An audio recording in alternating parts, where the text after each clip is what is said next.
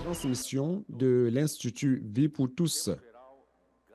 Le thème général, Galates, l'unique évangile, l'évangile de Christ. Message 19. La réjection du ministère de Pierre et son nouveau rôle. Lecture biblique 1 Pierre 1 et 2 Pierre 1, verset 1.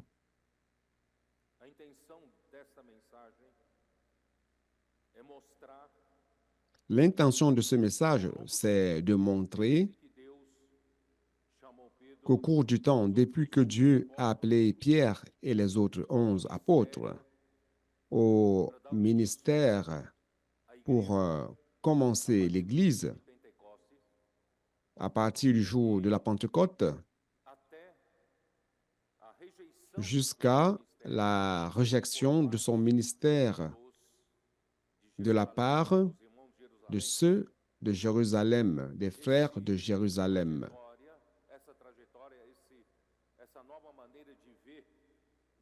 Cette trajectoire et cette nouvelle manière de voir ne se trouve dans aucun des livres des commentateurs de la Bible.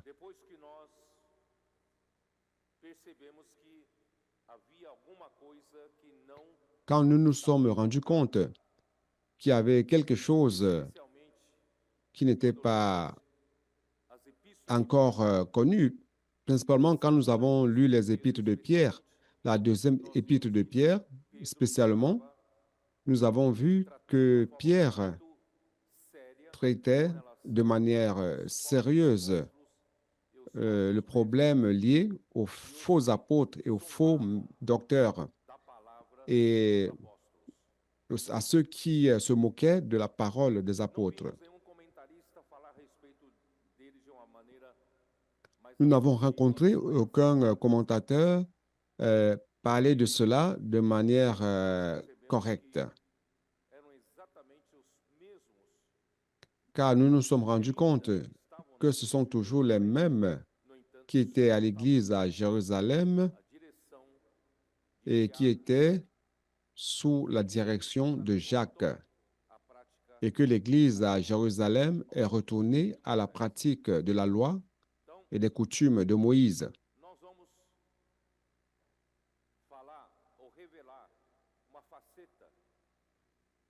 Donc, nous allons parler ou révéler une face peu connue des lecteurs de la Bible. Donc, dans ce message,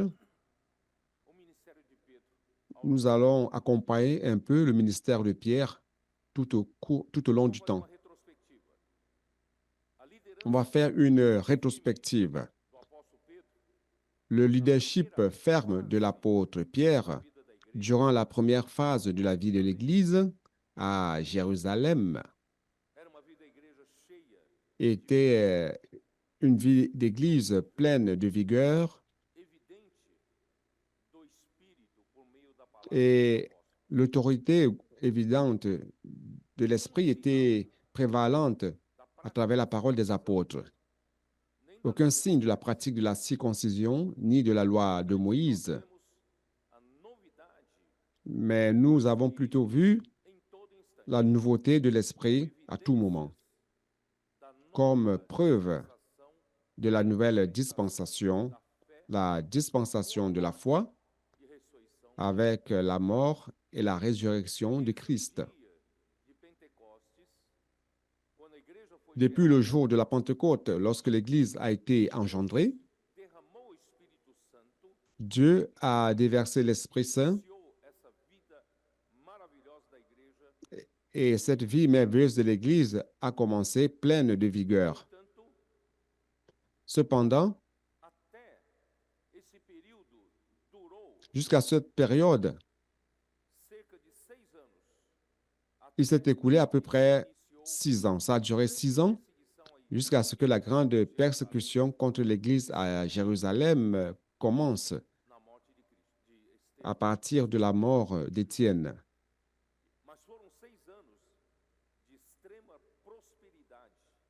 Mais ce sont 6 années d'extrême prospérité dans l'Église. La croix de Christ, c'est le signe d'une nouvelle dispensation, la dispensation de la foi, la dispensation de l'esprit. La croix marque la fin de la tentative de l'homme de vouloir répondre aux exigences de Dieu, aux exigences de la justice de Dieu à travers l'effort de la chair.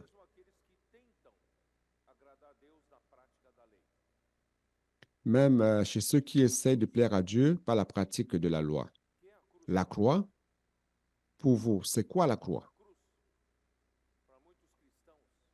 La croix, pour beaucoup de chrétiens, c'est tout simplement un fait. À travers la crucifixion de Jésus-Christ, nous avons reçu le pardon des péchés. Et il s'arrête là. Bien-aimés frères qui nous suivent, je voudrais vous dire que la croix est bien plus que cela. La croix réellement marque la fin d'une dispensation, la dispensation de la loi, et c'est le début d'une nouvelle dispensation. Cette dispensation, à travers la mort du Seigneur Jésus à la croix, nous a apporté une espérance vivante, bien au-delà du simple pardon des péchés. Ce n'est pas pour rien que Pierre, dans sa deuxième épître, nous pouvons voir cela. Il dit, Seigneur Jésus. Pardon, la première épître.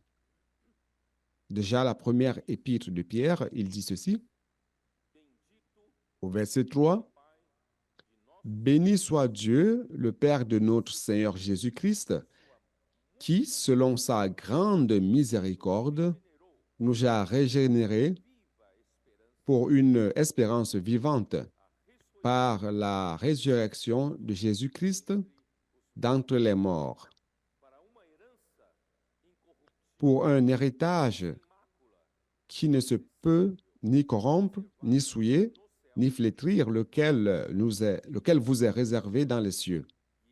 Vous qui, par la puissance de Dieu, êtes gardés par la foi pour le salut, prêt à être révélé dans les derniers temps. Pierre avait compris que la croix marque une nouvelle attente d'une vie vécue par une espérance vivante, car la croix nous apporte la nouvelle naissance. La croix nous a apporté la régénération, car notre Seigneur Jésus-Christ non seulement est mort, mais au troisième jour, sous la puissance du Père, il a été ressuscité des morts. Et cela nous a apporté une espérance vivante. Donc, frères, pour beaucoup d'entre nous, la croix, c'est tout simplement le pardon des péchés. Pour beaucoup d'autres personnes. Mais pour nous, non. Pour nous, cela signifie la fin de la tentative du vieil homme de vouloir faire des choses à Dieu et chercher à plaire à Dieu. Et la croix signifie un nouveau commencement à travers la résurrection de Jésus à une vie qui n'est plus régie par le vieil homme, mais qui est vécue à travers l'homme nouveau. C'est pour cela que hier, pour ceux qui nous suivent à distance, nous sommes à la fin du congrès des femmes ici à Estancia, Havre Davida. Et hier soir, nous avons donné une parole aux femmes. Je vais relever certains points de cela. La mort de Christ nous apporte une nouvelle dispensation. Selon le livre de Romains chapitre 6, la croix de Christ a aussi apporté la mort à notre vieil homme. En d'autres termes, l'homme qui essayait de plaire à Dieu durant des siècles ne va jamais réussir à plaire à Dieu. Il ne va jamais réussir à être justifié devant Dieu à travers les œuvres de la chair et de la loi. Son espérance se trouve dans la mort, sa mort à la croix de Christ et sa résurrection à travers la résurrection de Christ. Frères, nous sommes morts avec Christ, notre vieil homme est mort avec Christ et nous ressuscitons avec Christ. Nous sommes ressuscités avec Christ et nous avons commencé à avoir une nouvelle espérance car nous avons commencé à vivre dans une autre sphère, la sphère de la résurrection. Ça, c'est ce que la croix fait. La croix nous donne une nouvelle dispensation. Romains 6,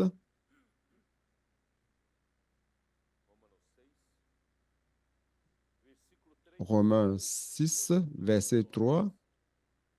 Ignorez-vous que nous tous qui avons été baptisés en Jésus-Christ, c'est en sa mort que nous avons été baptisés. Nous avons donc été ensevelis avec lui par le baptême en sa mort, afin que, comme Christ est ressuscité des morts par la gloire du Père, de même nous aussi nous marchions en nouveauté de vie. Le chapitre 7, verset 6 dit ceci. Mais maintenant, nous avons été dégagés de la loi, étant morts à cette loi sous laquelle nous étions retenus, de sorte que nous servons dans un esprit nouveau et non selon la lettre qui a vieilli. Frères, la croix nous tue. Enfin, la croix marque un nouveau moment. Et maintenant, l'Église est capable de faire la volonté de Dieu à partir de ce moment.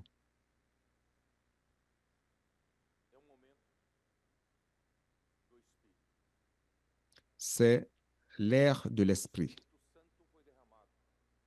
L'Esprit Saint a été répandu. La puissance ne vient pas de l'homme, la puissance vient de l'Esprit. L'Église reçoit l'effusion de l'Esprit pour avoir la puissance pour accomplir l'œuvre de Dieu. Cela montre que l'homme nouveau, le vieil homme est incapable de faire l'œuvre de Dieu. La croix montre que nous, chrétiens, nous devons apprendre à ne plus confier, avoir confiance en la chair, en le vieil homme, sa capacité, mais nous devons avoir confiance en l'esprit et nous confier en l'esprit, marcher dans la nouveauté de l'esprit, nouveauté de vie à travers le nouvel homme. Et ce nouvel homme, chers frères, se trouve dans la sphère de Dieu.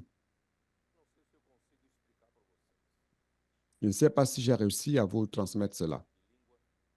Parfois, j'ai l'impression que ma langue est pesante, ma bouche est pesante et que je ne parviens pas à transmettre ce que je ressens. Frères, sans nous en rendre compte, nous confions encore en nous-mêmes. Sans s'en rendre compte, nous pensons encore que nous avons des qualités et que nous avons des talents pour montrer que nous pouvons servir Dieu et que Dieu nous a donné ce talent. Chers frères, juste des petits exemples. Pendant que je parle ici, que j'enseigne la parole,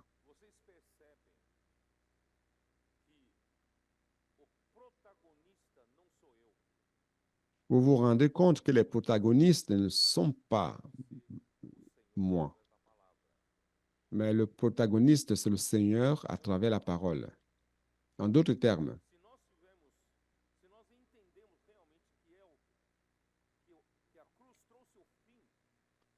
si nous comprenons que la croix a porté la fin à notre vieil homme, donc le début de notre homme nouveau, nous ne serions plus ici pour lutter, pour être des protagonistes dans l'œuvre du Seigneur, dans l'Église du Seigneur. Cela se réfère à n'importe qui sert le Seigneur dans un service donné. Celui qui doit apparaître, ce n'est pas moi. Celui qui doit apparaître, c'est le Seigneur. Le Seigneur Jésus a dit dans Jean chapitre 5, les paroles que je vous ai dites, je ne les dis pas de moi-même. Je vous les dis telles que je les entends du Père. Je ne cherche pas à faire ma propre volonté, mais la volonté de celui qui m'a envoyé. Je ne recherche pas ma propre gloire, mais la gloire de celui qui m'a envoyé. Mais celui qui cherche la gloire et qui parle de lui-même, de son propre chef, recherche sa propre gloire. Frère, nous ne sommes pas libres de cela. Parfois, nous discutons encore le rôle des premières positions avec Dieu. Nous devons faire très attention. Je ne dois pas faire apparaître mon talent. Je ne dois pas montrer ce que je sais faire. Je dois laisser Christ apparaître. Permettre à la parole de Dieu apparaître dans tous les services. Service de musique, le congrès des femmes, service de conférence, n'importe quel service.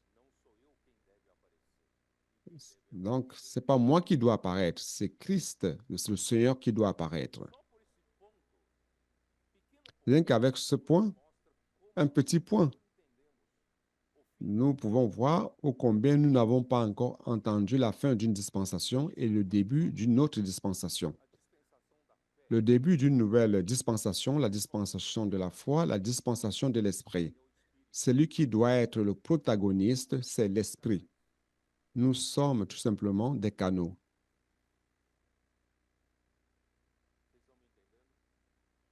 Vous êtes en train de me comprendre?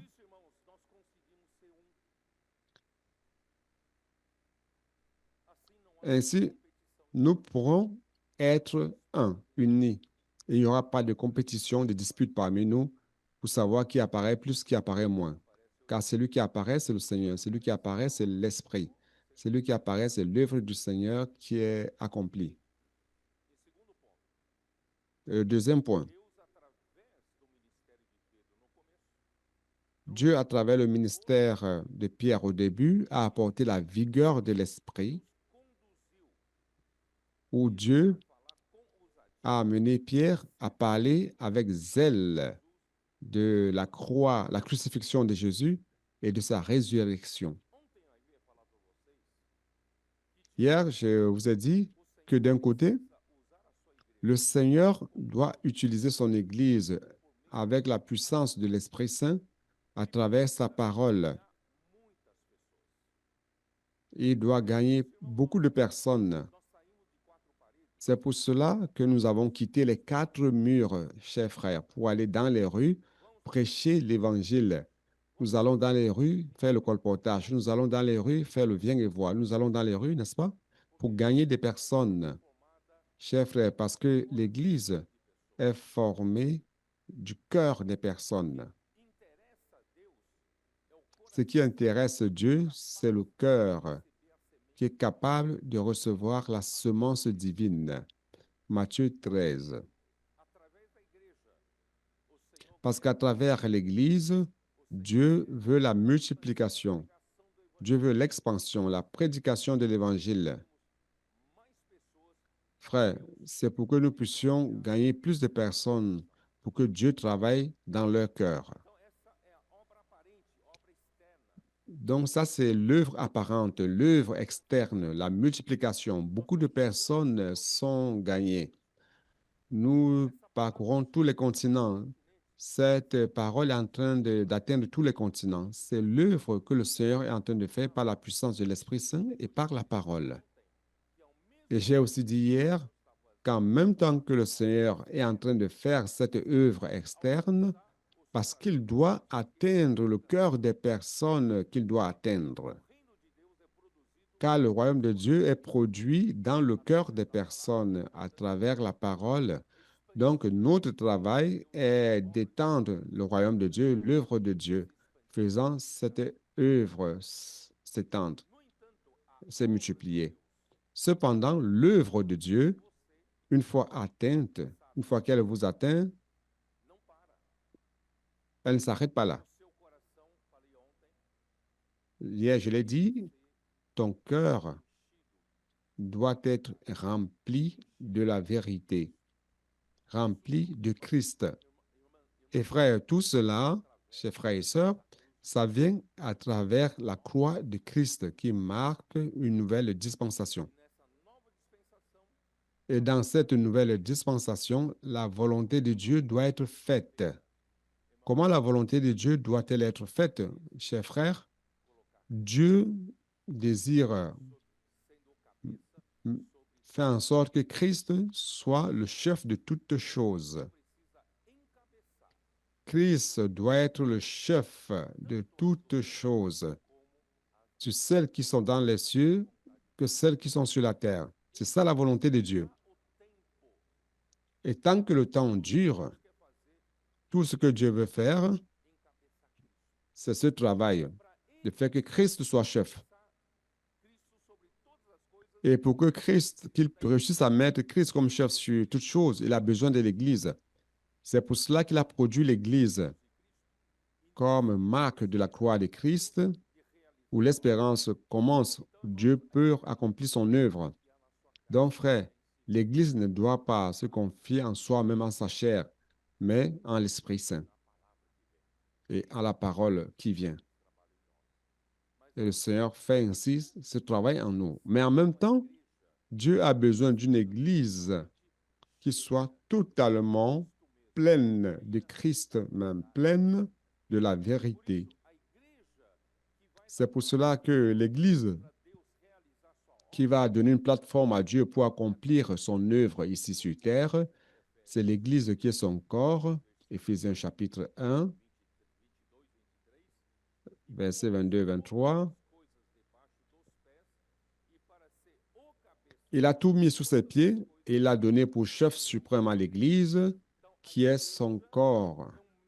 Dans l'Église, c'est le moyen utilisé par Dieu pour que Christ soit le chef de toutes choses. Et comment l'Église peut-elle être utilisée comme plateforme, comme instrument pour que Dieu mette Christ comme chef sur toutes choses? L'Église doit parvenir à un niveau que Dieu peut utiliser. Et ce niveau, quel est ce niveau? Ça se trouve au verset 23, qui est son corps, la plénitude de celui qui remplit tout en tous.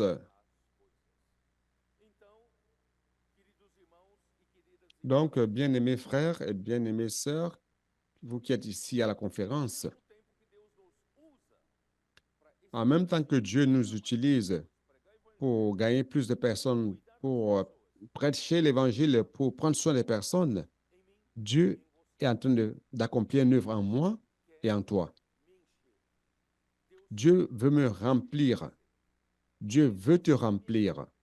Pourquoi est-ce que Dieu veut me remplir? Pourquoi est-ce qu'il veut te remplir? C'est parce que je ne suis pas totalement soumis à l'autorité de Christ. Il y a encore beaucoup d'éléments du vieil homme en moi. C'est pour cela que la croix a une marque dans ma vie. Mais la réalité de cela s'accomplit de manière graduelle et non tout d'un coup. C'est pour cela que je vous ai aussi lu hier chapitre 4 de Éphésiens, verset 20. Mais vous, ce n'est pas ainsi que vous avez appris Christ. Si du moins si vous l'avez entendu et si conformément à la vérité qui est en Jésus. Dieu veut mettre la vérité en Jésus, la vérité de Jésus en chacun de nous et nous remplir jusqu'au bord. Pourquoi? Parce que nous avons encore le vieil homme en nous. Et c'est en lui que vous avez été instruits à vous dépouiller eu égard à votre vie passée du vieil homme qui se corrompt par les convoitises trompeuses. Si je ne fais rien, le vieil homme apparaît. Le vieil homme veut apparaître. Vous comprenez? Donc le Seigneur doit travailler à tout moment en moi. Pourquoi? Verset 23. À être renouvelé dans l'esprit de votre intelligence. Donc, il doit renouveler ma pensée. Comment il va renouveler ma pensée? Qu'est-ce que je dois faire pour que Dieu renouvelle ma pensée ou mon intelligence? Je dois mettre ma pensée dans l'esprit. Je dois mettre ma pensée dans l'esprit, dans la pratique. En pratique, qu'est-ce que cela veut dire? Ça veut dire pratiquer l'inculcation de la parole dans le cœur à travers l'immersion, la transcription, dormir avec Dieu, se réveiller avec Dieu, faire l'immersion raffinée, partager avec les frères, servir le Seigneur, prêcher l'Évangile. Vous serez ainsi en train d'inculquer la parole dans votre cœur et votre pensée serait ainsi en train d'être renouvelée. Romains 12, 2.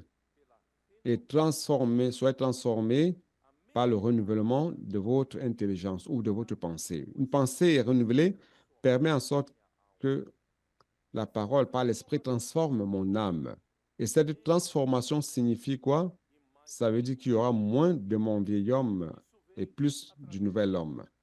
Cela vient par le fait que Christ me remplisse.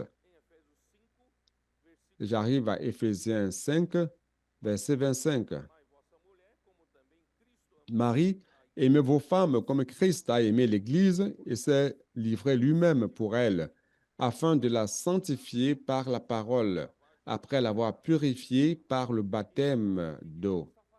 Donc, frère, qu'est-ce que Dieu est en train de faire? D'un côté, il est en train de nous utiliser pour faire l'œuvre à l'extérieur, prêchant l'Évangile, prenant soin des personnes, gagnant plus de personnes. Et en même temps, frère, cette parole est en train de me sanctifier. Cette parole est en train de me purifier, me lavant, enlevant les éléments du vieil homme qui se corrompent selon la convoitise de la chair. Est en train de me renouveler ma pensée, transformant mon âme. Chaque fois plus, j'ai des éléments du nouvel homme et chaque fois plus, moins des éléments du vieil homme. Christ est en train de me remplir, me remplissant, me remplissant. Et lorsqu'il va me remplir totalement, lorsqu'il va remplir totalement l'Église, l'Église sera la plateforme qui va permettre à ce que Christ soit le chef sur toutes choses. Il y a les gens qui disent, quand j'aurai plus de temps, peut-être quand je vais prendre ma retraite, je vais servir le Seigneur, j'aurai le temps pour servir le Seigneur. Parce que vous ne voyez que l'œuvre externe. Et l'œuvre que Dieu fait en vous alors. Vous n'allez pas permettre que le Seigneur travaille en vous jusqu'à ce que vous ayez votre retraite. Vous serez en train de perdre du temps. Le Seigneur n'a pas l'opportunité de travailler en toi. Dieu n'a pas seulement besoin de notre main-d'œuvre pour faire ce qu'il veut faire externe, de manière externe, mais il veut travailler ici, à l'intérieur. Le produit principal du Seigneur, c'est à l'intérieur. Ce n'est pas la main-d'œuvre pour exécuter ce que Dieu veut faire. Le Seigneur, un jour, va te regarder. Il va voir ton cœur. Ajouter à tous nos cœurs, il va dire, ça, c'est mon chef-d'œuvre. Ça valait la peine. Tout l'effort a valu la peine. Donc, ne perdez pas le temps. Quand vous aurez plus de temps, vous allez servir le Seigneur, alors le Seigneur ne va pas réussir à produire ce qu'il veut faire en vous. Ne perdez pas le temps. Permettons à ce que le Seigneur travaille en nous. Oh Seigneur Jésus. Maintenant, retournons à Pierre. J'ai parlé de Pierre, mais je n'ai pas encore commencé à parler de Pierre. Allons donc au commencement, acte 2. On va suivre la vie de Pierre. Vous avez compris que la croix est la marque. Sans la croix, il n'y a pas le travail. Le travail de l'Esprit Saint n'existerait pas. Sans la croix, on n'aurait pas la parole des apôtres. Sans la croix, il n'y aurait pas des miracles, des signes de l'Esprit à travers l'Église. Il n'y aurait pas la vie du nouvel homme. Il n'y aurait pas la vie en esprit, en nouveauté de l'Esprit et du nouvel homme. Grâce soit rendue au Seigneur, car c'est à travers cette marque merveilleuse qu'est la croix que nous expérimentons toutes ces choses merveilleuses qui se produisent parmi nous. Donc la croix est très importante. Elle est importantissime. Il ne s'agit pas de ne plus pratiquer la loi. Non, la croix a apporté toute cette nouveauté, tous ces miracles qui se produisent. Maintenant que nous connaissons la voie de l'Esprit, nous ne devons plus marcher dans la lettre qui a vieilli, dans la répétition, dans les choses qui n'apportent rien de nouveau. Grâce à Dieu, la vie de l'Église aujourd'hui a des nouveautés. Amen. Acte 2, verset 22. Hommes israélites, écoutez ces paroles. Jésus de Nazareth, cet homme à qui Dieu a rendu témoignage devant vous par des miracles, des prodiges et des signes qu'il a opérés par lui au milieu de vous, comme vous le savez vous-même. Qu'est-ce que cela veut dire? Que Jésus de Nazareth était l'homme approuvé par Dieu, l'homme envoyé par Dieu, et le peuple d'Israël l'a méprisé. Clairement, il a été envoyé par Dieu avec des signes, des miracles, des prodiges que Dieu a opérés à travers lui. Ça, ce sont les paroles de Pierre. Cet homme livré selon le dessein arrêté et selon la prescience de Dieu, vous l'avez crucifié. Vous l'avez fait mourir par la main des impies. Voyez le zèle, l'audace, le zèle de Pierre lorsqu'il parlait aux Juifs, principalement aux leaders juifs. Vous avez fait mourir ce Jésus que Dieu a envoyé clairement à son peuple. Dieu l'a ressuscité en le délivrant des liens de la mort, parce qu'il n'était pas possible qu'il fût retenu par elle. C'est-à-dire qu'il a prêché de manière audacieuse sur la mort de Christ, la résurrection de Christ, et que c'est ce qui apporte réellement le nouveau commencement.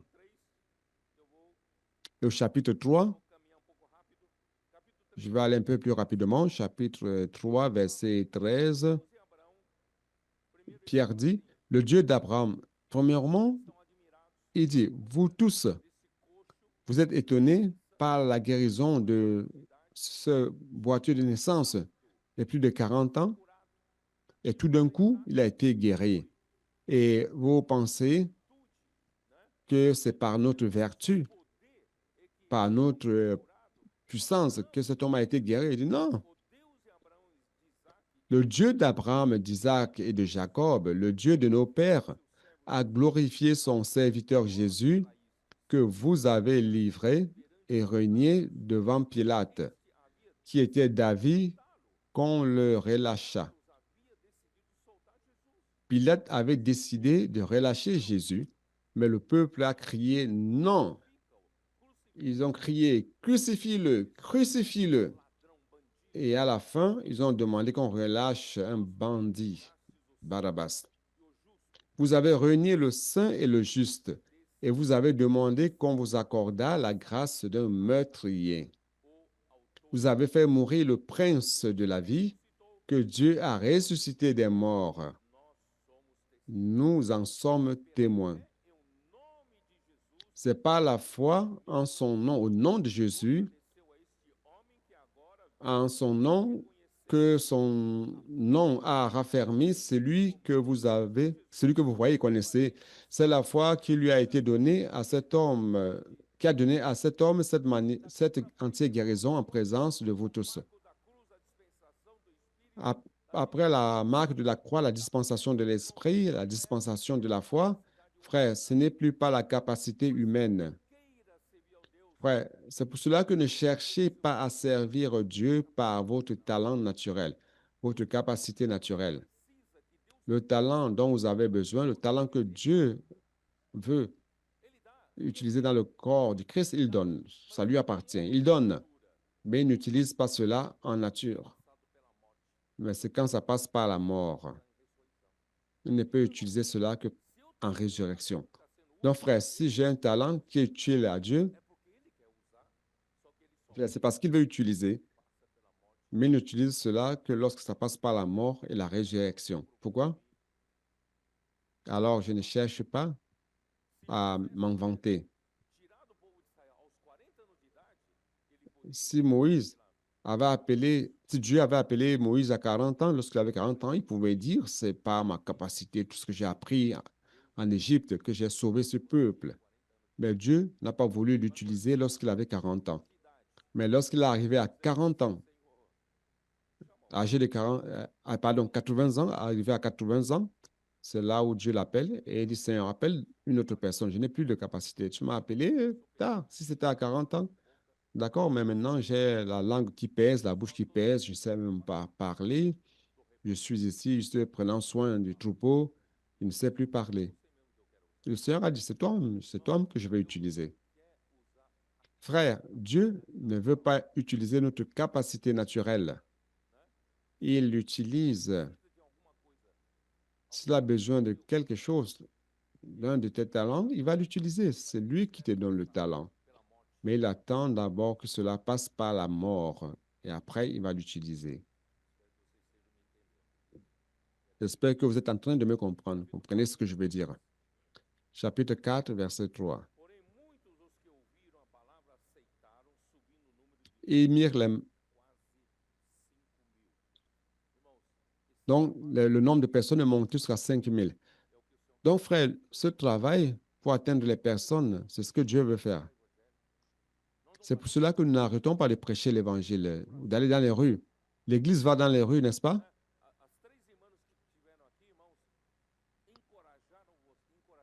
Les sœurs qui étaient ici vous ont encouragé, les femmes du congrès des femmes, à ne pas seulement utiliser les expériences des autres et que vous aussi, vous pouvez avoir votre propre expérience.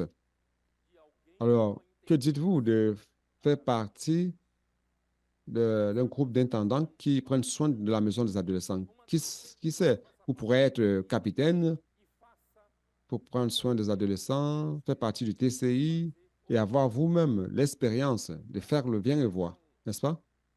Aller dans une région, d'un groupe familial ou dans un quartier et faire le bien et voir. Qui sait? Tu pourrais aller dans les rues. Si tu ne peux pas y aller, tu peux faire une maison famille à la maison ou au local de réunion, mais n'arrête pas de ne pas participer. Tu dois tout faire pour participer. Cherche à avoir de l'expérience. Et tu vas voir, frère, sœur, dans cette nouvelle phase de la dispensation de l'esprit, tu vas vivre en nouveauté de vie.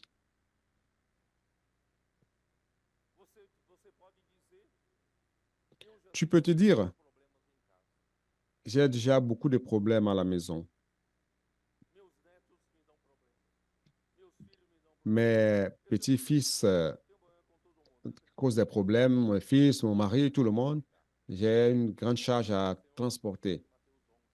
Mais le Seigneur Jésus dit dans Matthieu 11, venez à moi, vous tous qui êtes fatigués et chargés, surchargés. Au lieu de dire, donne-moi ton joug, il a dit plutôt, prenez mon joug. Il veut encore te surcharger. Mais lorsque vous prenez le joug du Seigneur, tu trouves du repos.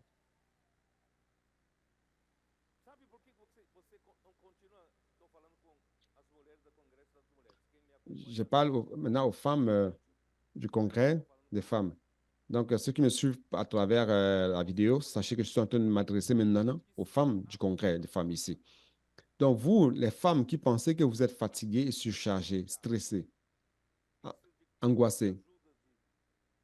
Vous avez besoin d'aide de professionnels pour vous enlever de ce stress, de cette angoisse.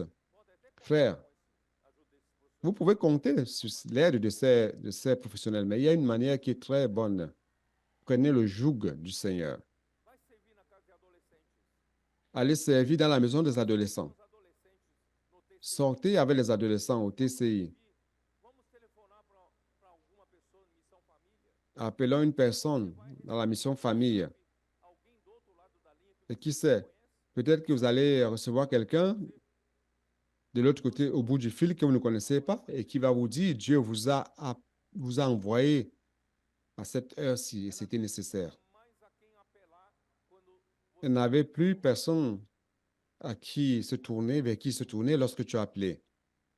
Et là, tu reçois encore un autre joug.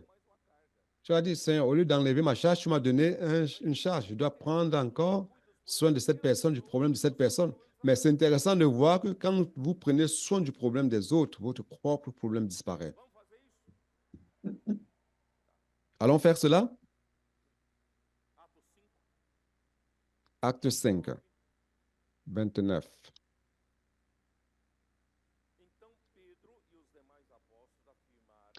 Pierre et les apôtres répondirent, il faut obéir à Dieu plutôt qu'aux hommes. Le Dieu de nos pères a ressuscité Jésus, que vous avez tué en le pendant au bois. Dieu l'a élevé par sa droite comme prince et sauveur, pour donner à Israël la repentance et le pardon des péchés. Nous sommes témoins de ces choses, de même que le Saint-Esprit, que Dieu a donné à ceux qui lui obéissent. Celui qui obéit à Dieu, celui qui obéit à l'Esprit, celui qui obéit à la parole, frère, Dieu lui donne l'Esprit Saint.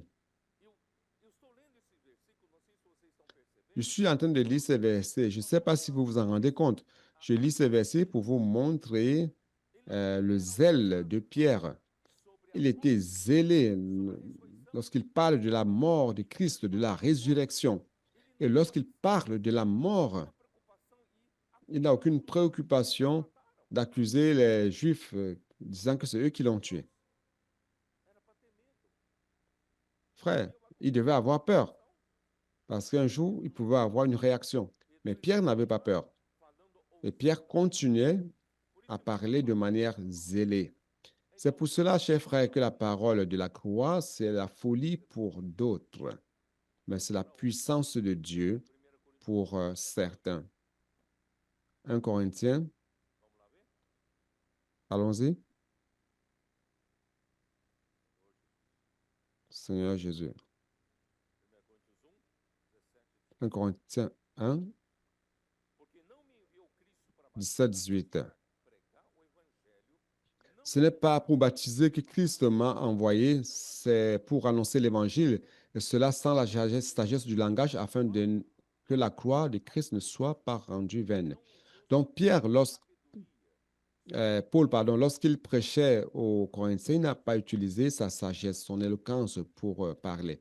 Frère, n'utilisez pas votre talent pour remplacer la puissance de l'Esprit. Permettez à la puissance de l'Esprit faire son œuvre et soyez tout simplement un canal. Ce qui m'a émerveillé durant cette conférence, ce congrès des femmes, les femmes étaient ici en train de parler, apparemment lisant. Mais ce qu'elles étaient en train de lire faisait partie d'elles, de ce qu'elles ont gagné de la parole. Donc, c'est la vérité constituée en elles et la vérité vécue par elles. Donc, elles servaient de canal pour que Dieu les utilise. Frère, c'est ça qui m'a le plus touché. Aucune d'elles n'était ici cherchant à apparaître ou montrant que je suis meilleur. Non. Toutes servaient de canal pour que l'Esprit puisse faire ce qu'il veut. Frère, c'est ça notre service à partir de maintenant. Ce n'est pas moi qui dois apparaître, ni toi. Celui qui doit apparaître, c'est l'Esprit. Celui qui doit apparaître, c'est le Seigneur. Le travail qui doit être fait, c'est le travail que le Seigneur veut faire dans l'Église. Frère, tout cela a changé. Parce qu'avant, frère, chacun cherchait à être le meilleur, à apparaître, n'est-ce pas? Même dans notre phase antérieure à la vie de l'Église, il y avait beaucoup de compétition, beaucoup de disputes, beaucoup de jalousie, beaucoup d'envie, n'est-ce pas? Grâce soit rendue au Seigneur, les choses ont commencé à disparaître. Je ne dis pas que ça a disparu complètement, mais tout au moins, on ne voit plus cela de manière générale. Nous rendons grâce au Seigneur car il est en train d'enlever cela. Et maintenant, nous sommes au même rythme, à la même fréquence, à la même phase. Nous pensons tous la même chose, ayant le même amour. Nous sommes unis d'âme. Nous avons le même sentiment. Frère, grâce à Dieu, le Seigneur est en train d'enlever la rivalité parmi nous. Il est en train d'enlever la vanité. On voulait apparaître et la vanité. Le Seigneur est en train d'enlever de nous la vanité. Le Seigneur est en train d'enlever la présomption de chacun de penser qu'il est supérieur et meilleur aux autres, meilleur que les autres. Le Seigneur est en train d'enlever l'égoïsme en nous, de vouloir prendre la charge des autres, la fonction des autres. Ce travail que le Seigneur fait en nous pour que, dans le corps du Christ, pour que l'Esprit puisse faire l'œuvre de Dieu. Dans Colossiens, le travail final de l'Esprit Saint, c'est que dans l'Église,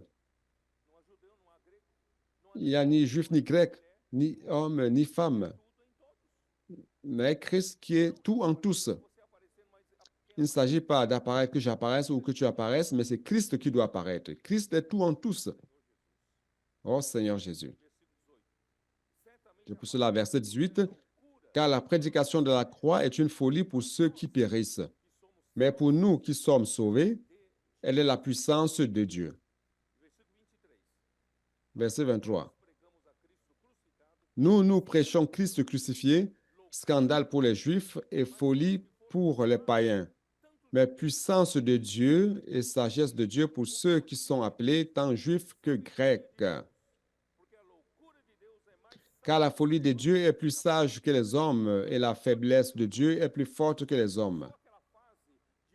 Frère, après cette phase des grands hommes, cette phase est passée, des grands hommes capables qui faisaient l'œuvre de Dieu. Aujourd'hui, nous sommes des petites patates, presque anonymes. Mais celui qui fait l'œuvre, c'est l'Esprit Saint qui fait l'œuvre. C'est une folie. Qui a fait cela, frère? Qui a marqué ce nouveau commencement? C'est la mort du Seigneur de Christ à la croix et sa résurrection. Et Pierre prêchait de manière forte. Pierre n'a pas mentionné une fois, ne serait-ce qu'une seule fois, la pratique de la loi. Est-ce que vous avez trouvé dans tout le livre de Actes des Apôtres, est-ce que vous avez vu Pierre retourner à la loi? Pierre n'a jamais mentionné la circoncision, n'a jamais mentionné la pratique de la loi. Le zèle de Pierre, c'était parce qu'il avait reçu la puissance avec ceux qui étaient réunis avec lui au jour de la Pentecôte, lorsque l'Esprit Saint est descendu sur eux, afin qu'ils soient des témoins de Jésus, et tous étaient remplis de l'Esprit Saint. Frères, allons continuer sur cette voie. Allons nous remplir de l'Esprit chaque jour. Comment pouvons-nous nous remplir de l'Esprit chaque jour? Nous avons l'immersion. Nous pouvons faire l'immersion dans la parole. Nous pouvons dormir avec Dieu, nous réveiller avec Dieu. Amir a donné une bonne solution à ceux qui n'arrivent pas à dormir. Il dort écoutant le message, n'est-ce pas? Tu dors rapidement, n'est-ce pas, Amir? Pas besoin de prendre des médicaments, n'est-ce pas? Et il se réveille aussi écoutant le message, n'est-ce pas? Donc, nous devons être immergés dans cette parole. Marchant, étant dans le fauteuil, dans les rues, prêchant l'Évangile, nous devons toujours être remplis de l'Esprit, remplis de la parole. Frère, la parole nous remplit de l'Esprit. Remplissez-vous de l'Esprit parlant entre vous. Ô Seigneur Jésus. Et de cette manière, chers frères, Pierre, rempli de l'Esprit Saint, parlait aux autorités avec puissance et accusait, les accusant avec audace qu'ils avaient fait mourir Jésus de Nazareth. Je dois aller rapidement. Il y a encore beaucoup de choses que je vais commenter. Cependant, le zèle de Pierre dans le leadership de l'Église a duré jusqu'à la persécution après la mort d'Étienne. Et cela, c'est en l'an 35. Au jour de la Pentecôte s'est déroulée à l'an 29. À l'an 35, Étienne a été martyrisé. Donc, c'était 6 ans de vie d'église vigoureuse. L'Esprit faisait prospérer l'Église avec puissance et milagres durant 6 ans. Mais à partir de la persécution de l'Église, alors les choses ont changé. Pourquoi cela a-t-il changé? Frère, la Bible, dans Actes chapitre 8, n'enregistre pas les détails de la persécution, mais nous avons réussi à trouver quelque chose pour montrer que cette persécution était très sévère, si sévère que beaucoup de chrétiens, hommes et femmes, ont été faits prisonniers. Ils ont été persécutés et certains ont été tués par certains tribunaux. C'était quelque chose d'horrible. La persécution était si grande que tous, excepté les apôtres, ont dû quitter Jérusalem. Ils ont dû ils ont dû sortir. Voyez donc comme c'était si forte cette persécution. Donc au chapitre 8, allons-y, Acte chapitre 8. Oh Seigneur Jésus. Acte chapitre 8, verset 1. Saul avait approuvé. Il y eut ce jour-là une grande persécution contre l'Église à Jérusalem et tous, excepté les apôtres, se dispersèrent dans les contrées de la Judée et de Samarie. Des hommes pieux. Vous voyez, ici il dit, tous ont été dispersés. Seulement les apôtres qui sont restés. Donc tous ont été dispersés dans les régions de la Judée et Samarie. Après, je vais vous montrer la carte. La Judée, c'est la province où se trouvait Jérusalem, et la Samarie, c'est la province au nord, près de la Judée. Donc, c'était la première dispersion. Certains hommes pieux, etc. Verset 3. Saul, de son côté, ravageait l'Église, pénétrant dans les maisons, il en arrachait hommes et femmes et les faisait jeter en prison. Ceux qui avaient, en fait, ceux qui étaient zélés par la loi pouvaient demander l'autorisation au sacrificateur pour aller dans votre maison avec l'autorité de police pour vous arrêter. N'est-ce pas horrible?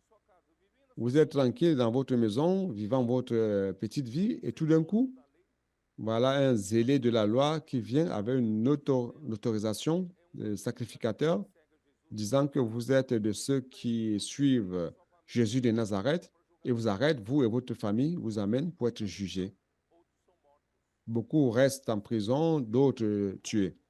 Vous voyez la rigueur de cette persécution qui n'a pas été relatée ici. Alors, qu'est-ce qui s'est passé? Certainement,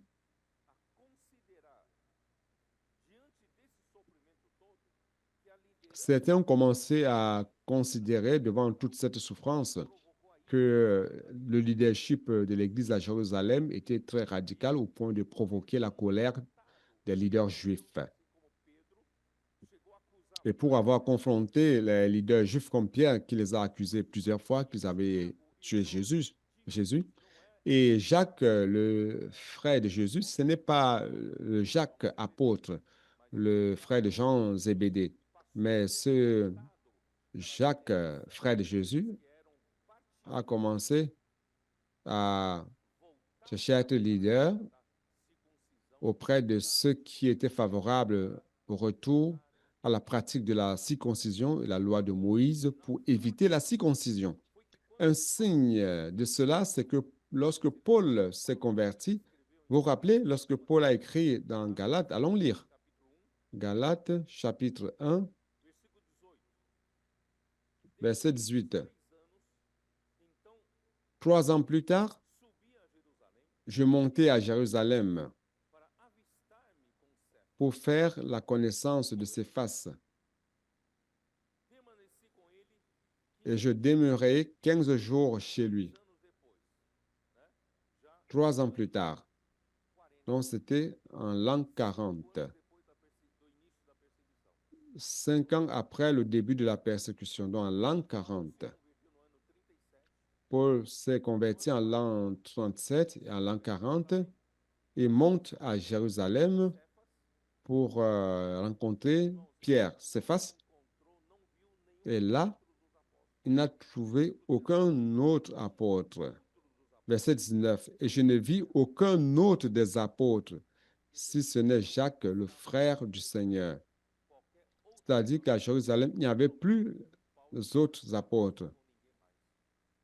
Ou alors, Paul n'a rencontré personne d'autre. Et qu'est-ce qu'il a vu? C'était Jacques.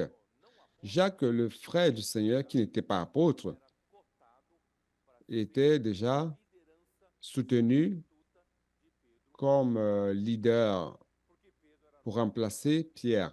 Parce que Pierre était radical. Il a attiré toute cette persécution. Mais cela ne s'était pas encore consolidé, mais ça se formait déjà, cette tendance. Donc Dieu voulait encore utiliser Pierre pour ouvrir la porte de l'Église pour l'inclusion des gentils. Donc sous le leadership de Pierre, l'Église avait la paix dans toute la Judée. Allons-y dans Acte 9. Elle accompagne la vie de Pierre. Acte 9, verset 31. Acte 9, 31.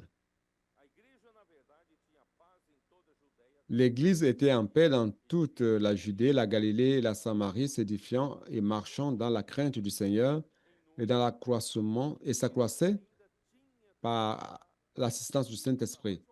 Donc Dieu devait encore utiliser Pierre pour une chose.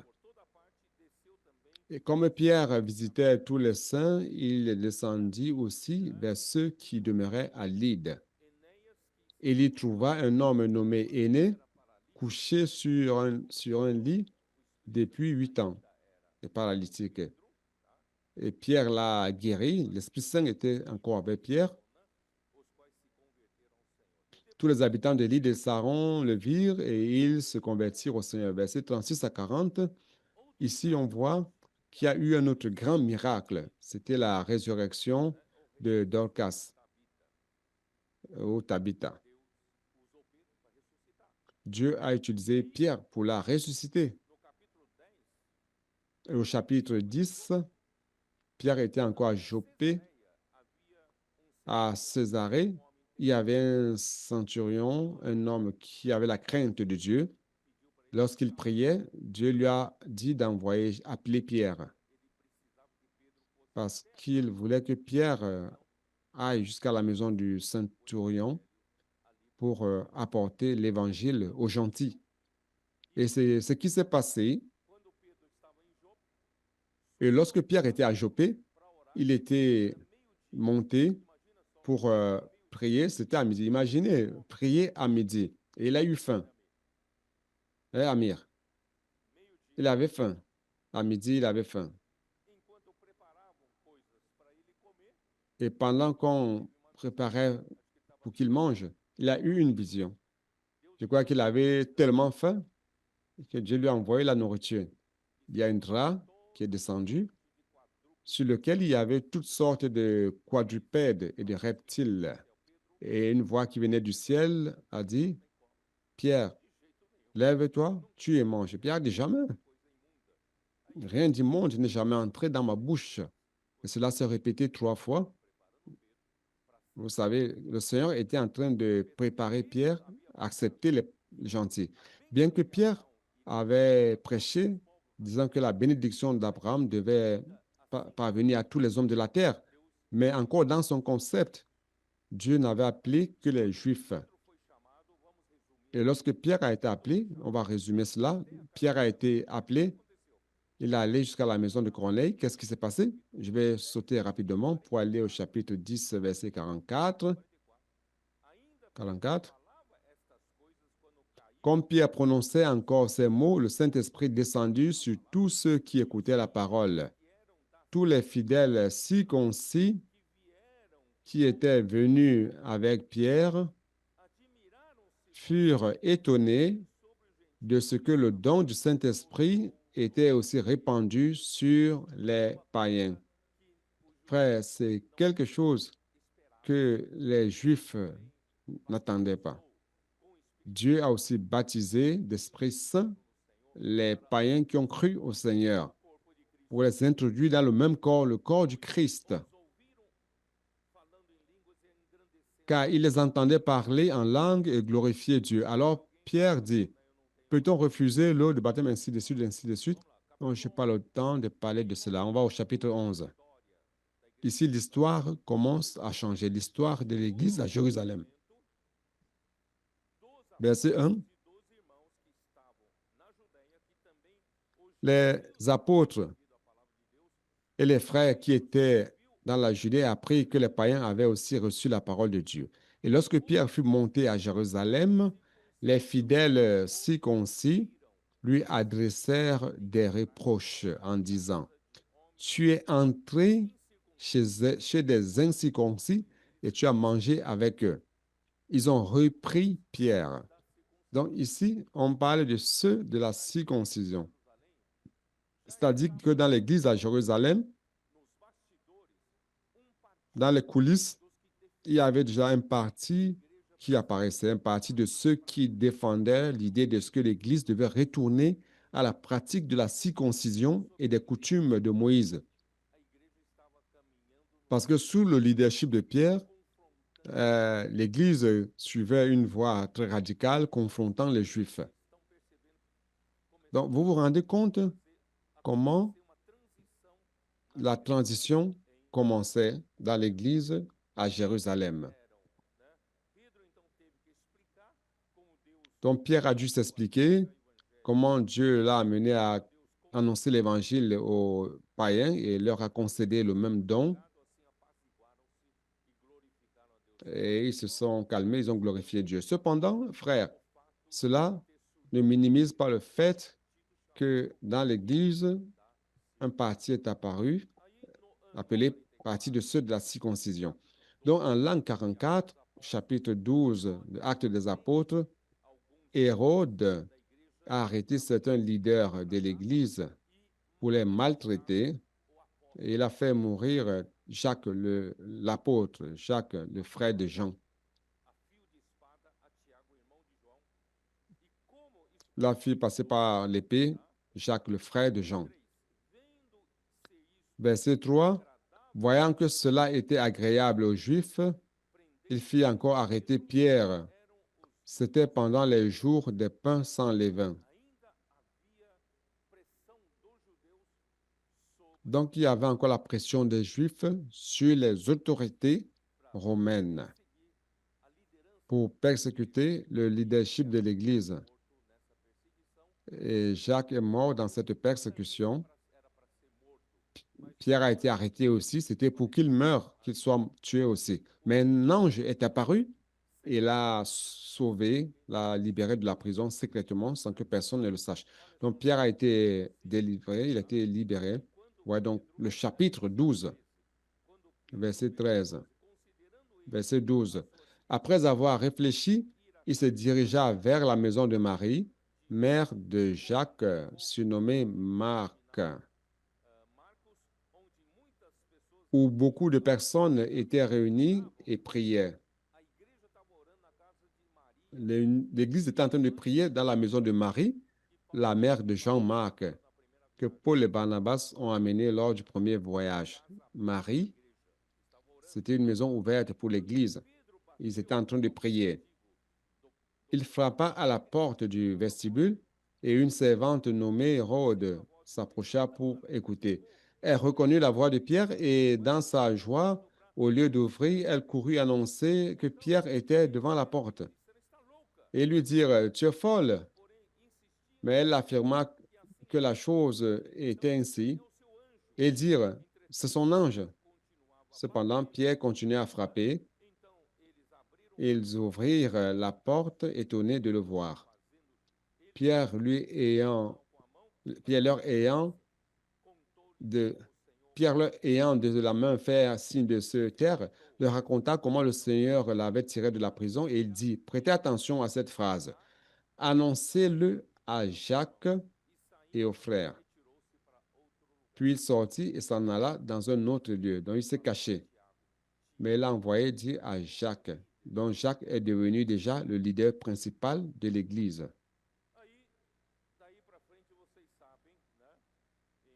Et à partir de là, vous savez ce qui s'est passé au chapitre 15. Lorsque Paul et Barnabas ont été envoyés lors de leur premier voyage apostolique à Antioche, euh, sortant d'Antioche, et quand ils sont revenus à Antioche, chapitre 15, verset 1, quelques hommes venus de la Judée enseignaient les frères en disant, si vous n'êtes circoncis selon le rite de Moïse, vous ne pouvez être sauvés. C'est-à-dire que l'Église à Jérusalem a fait de cela une vérité. C'est ce que Paul appelle un autre évangile.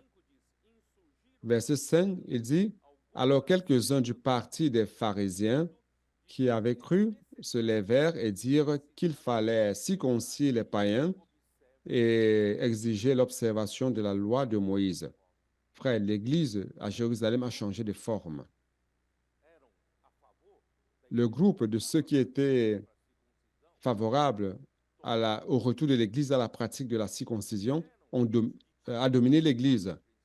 Ils ont fait de Jacques leur leader principal parce qu'il était conciliateur. Et Pierre a, a été mis de côté. Vous savez ce qui se passe lorsque l'Église arrête d'écouter la parole prophétique. Vous le savez. L'Église n'appréciait plus le ministère de Pierre. L'Église n'était plus ouverte pour recevoir l'enseignement des apôtres, la parole de Pierre. Quel en est le résultat? Je n'ai même pas besoin de dire. Quel en est le résultat? L'Église a perdu totalement la vigueur de l'Esprit Saint. Il n'y avait plus de miracles, de signes qui se produisaient.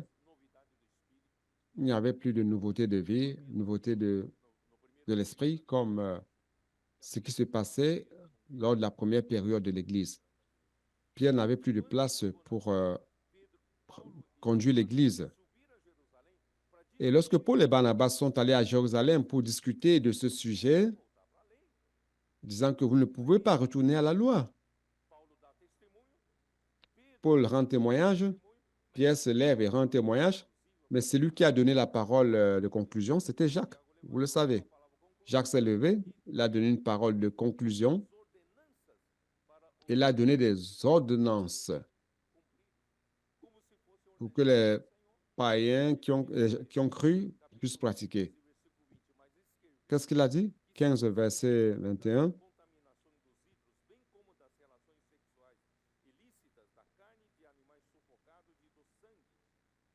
Donc, il les pratique, voilà, ces ordonnances-là, qui s'abstiennent des relations sexuelles illicites, des animaux sacrifiés. Donc, cela, ce qui s'est passé dans l'église à Jérusalem, apparaît au chapitre 21.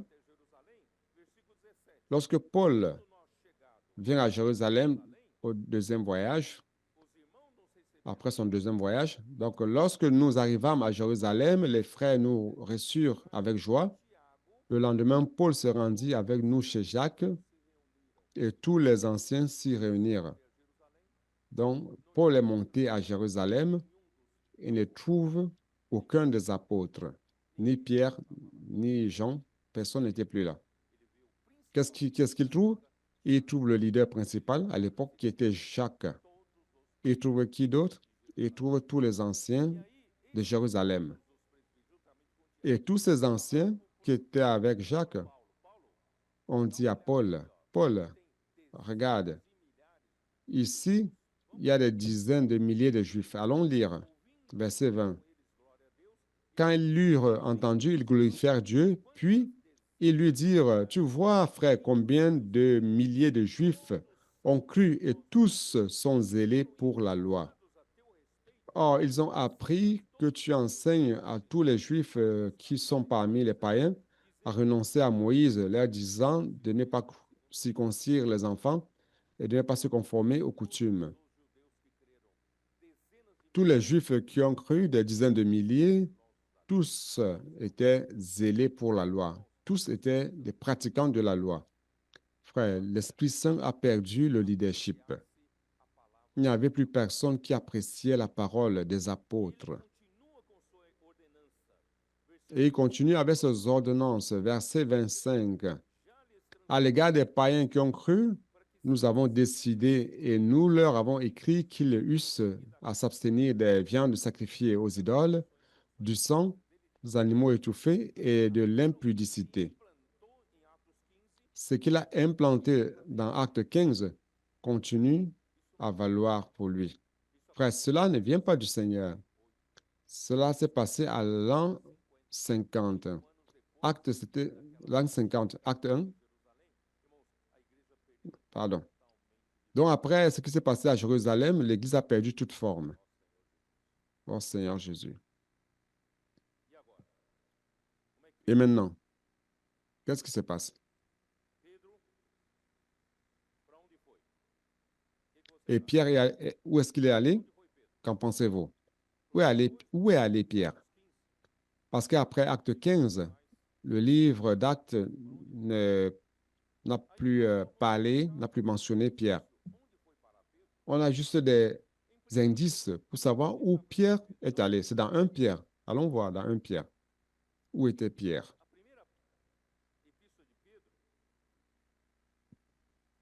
Dans la première épître de Pierre, a été écrite probablement en l'an 64. En l'an 50, c'était la dernière réunion où apparaît Pierre, acte 15, acte 50. 14 ans plus tard, Pierre écrit cette épître. Il écrit cette épître à partir d'où? Ici, il parle de Babylone, près du fleuve Euphrate. 1 Pierre 5, 3. Mais certains interprètent Babylone comme juste une image de Rome. Certains pensent qu'il était à Rome. Mais de toute façon, il n'était plus à Jérusalem. Que ce soit en Babylone ou à Rome, Pierre n'était plus à Jérusalem. Pourquoi Pierre n'était plus à Jérusalem? Qu'en pensez-vous? Il n'y avait plus d'espace. Personne n'écoutait plus la parole prophétique. Personne n'accordait plus aucune importance au ministère de Pierre. Alors Pierre est allé soit à Babylone, soit dans un autre endroit. Je ne sais pas. Alors, qui étaient les destinataires de sa lettre? Il écrivait à qui? Allons lire. Pierre, apôtre de Jésus-Christ, à ceux qui sont étrangers et dispersés dans le Pont, la Galatie, la Cappadoce, l'Asie et la Bithynie. Donc, les élus, ce sont les chrétiens, je dirais les chrétiens juifs. Pourquoi juifs? Parce qu'ils parlent des dispersés. Ils sont étrangers et dispersés. Ici, ce mot dispersé, c'est un mot familier pour les Juifs. Donc, ils étaient des Juifs chrétiens dispersés. Mais dispersés à partir de quand?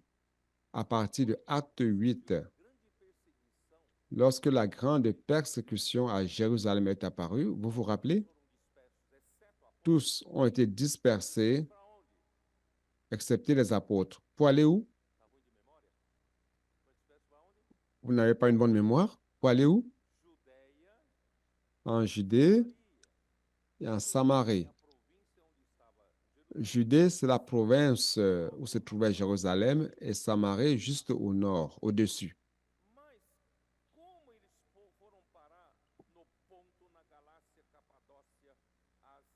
Mais comment est-ce qu'ils sont arrivés au pont en Galatie, Cappadoce, Asie et Bithynie, dans cette région appelée Asie mineure? Étrangement, Pierre n'a pas écrit aux chrétiens juifs, aux juifs chrétiens à Jérusalem. Il n'a pas dit à l'église à Jérusalem, je vous écris. Non, pourquoi? Parce que l'église à Jérusalem suivait un autre leadership. Il n'appréciait plus son ministère. Ils étaient sous le leadership de Jacques. Ils sont retournés à la pratique de la circoncision et de la loi. Et Pierre n'écrit pas aussi à une autre église particulière. C'est comme s'il avait, ce n'est pas comme s'il avait ouvert une œuvre dans une église, dans une ville, ouvert une église dans une ville et qu'il est parti, il écrit à cette église-là pour les encourager. Non, en fait, il écrit à la dispersion, à ceux qui étaient dispersés. Et cela nous fait croire que Pierre écrivait aux Juifs chrétiens qui étaient sous son ministère lors de la première phase de l'Église à Jérusalem. Vous croyez en cela, oui ou non? Il écrit à ceux qui persévéraient dans l'enseignement des apôtres et dans la communion, ceux qui avaient vécu la prospérité lors des premières 6 années avant que ne vienne la persécution. Ils avaient vécu cette époque-là. Je vais encore vous donner un tuyau. Donc, allons-y dans acte 2. Vous avez encore un peu plus de patience, oui ou non? Juste encore un peu de quelques minutes juste. Au jour de la Pentecôte, allons-y. Chapitre 2,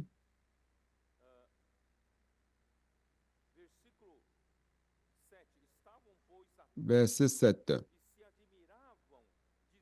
Ils étaient tous dans l'étonnement et de la surprise, et ils se disaient les uns aux autres, voici ces gens qui parlent, ne sont-ils pas tous galiléens? Et comment les entendons-nous dans notre propre langue à chacun? Dans notre langue maternelle? Ils venaient d'où ces personnes? Donc, c'était des Parthes, des Mèdes, des Élamites, ceux qui habitent la Mésopotamie, la Judée. Prêtez attention maintenant. La Cappadoce, le Pont, l'Asie, la Phrygie, la Pamphylie.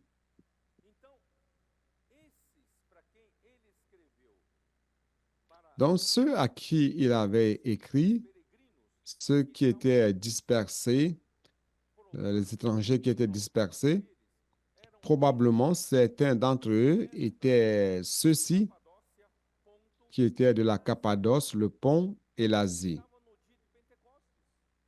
Ils étaient là au jour de la Pentecôte et se sont convertis lorsque Pierre a prêché la parole et probablement certains d'entre eux sont restés à Jérusalem pour vivre la vie de l'Église à Jérusalem. Ou alors est-ce que je me trompe? Donc c'est possible quand on arrive au chapitre 8 de Actes et que la persécution apparaît, certains sont allés en Judée, d'autres en Samarie, et ceux qui étaient du pont et de la Cappadoce sont allés où? Ils sont retournés vers leur terre, vers le pont, la Cappadoce, la Galatie, l'Asie, Bithynie, oui ou non? Et ceux qui étaient dispersés vers la Judée et Samarie, qu'est-ce qui s'est passé? Qu'est-ce qui s'est passé?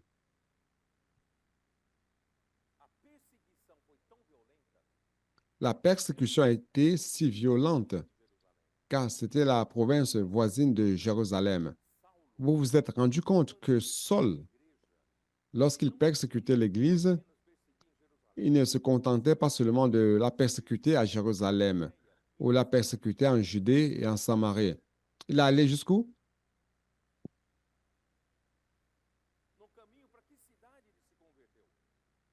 Sur le chemin, il s'est converti quand il allait où? À Damas. Où se trouvait Damas? En Syrie. La Syrie, c'est bien plus au nord de Jérusalem, de la Judée, de la Samarie. Et après, Paul confesse, je n'ai pas le temps de vous lire cela, Paul confesse que même des villes étrangères, on les persécutait. La persécution est allée bien longe, plus loin que la région de la Judée et de la Samarie, dont la dispersion est montée, est montée, est montée. Je vais demander à ce qu'on projette la carte. Je ne sais pas si c'est prêt. Et vous allez voir, vous allez comprendre de quoi je parle. C'est là, n'est-ce pas?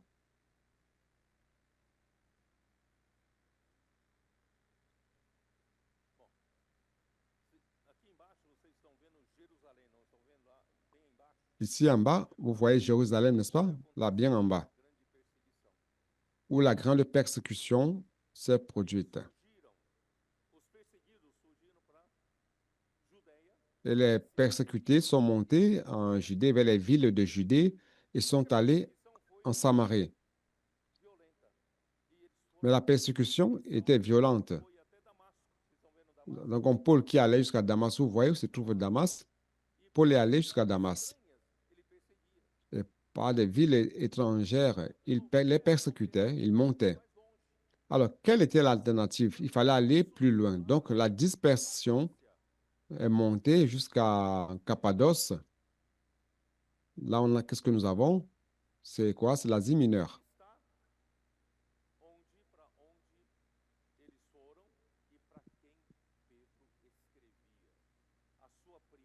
C'est où ils font et c'est à cela que Pierre a écrit. Donc, sa première lettre était destinée aux Juifs qui avaient suivi la parole prophétique durant les premières 6 années de la vie de l'Église.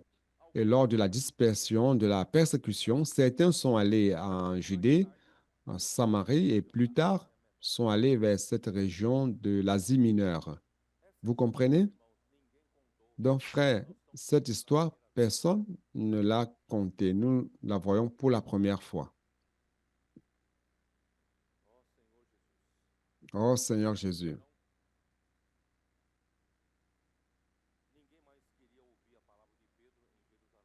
Personne ne voulait plus écouter la parole de Pierre à Jérusalem. Et dans 2 Pierre a dû être écrite près de son départ en l'an 67, du moment de son martyre. Ça s'est passé du règne de l'empereur Néron en l'an 67. Après, Paul aussi a été martyrisé sous la persécution de l'empereur Néron. Et peu après la destruction de Jérusalem en l'an 70. Frère, c'est pour cela que l'Église à Jérusalem ne faisait plus la volonté de Dieu. Elle est retournée à la pratique de la loi. Alors, quelle est la différence dans le plan de Dieu avec le judaïsme? Christ n'est pas mort pour cela.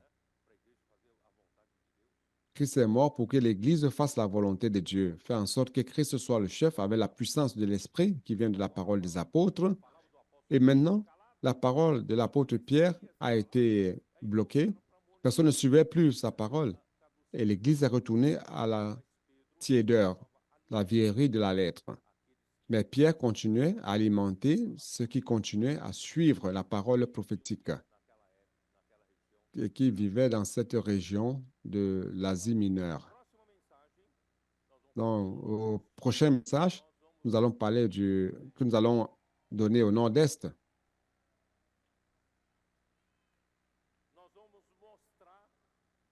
Nous allons montrer comment dans les épîtres de Pierre,